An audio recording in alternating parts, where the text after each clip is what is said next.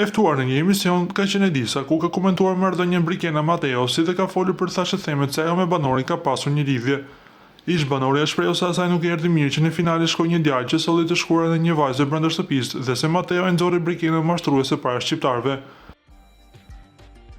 Ndërkohë aludimet që ajo ka pasur më parë një marrëdhënie me Mateon, i mohoi dhe i tha se ata nuk e kanë njohur njëri tjetrin para se të futeshin në shtëpi. Unë si vajzë nuk do doja kurrë që një djalë që përmend të shkuar në një vajzë në publik të shkojë në finale.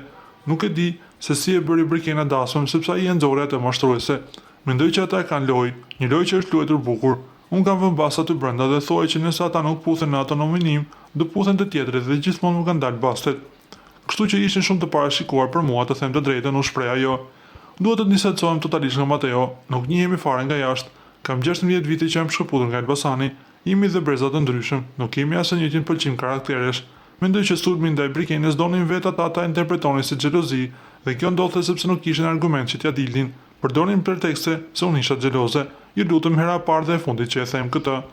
Edhe unë i pëlqej çunat muskuloz, por dua që të jenë të fortë dhe në karakter, diçka që tek Mateo nuk e pash.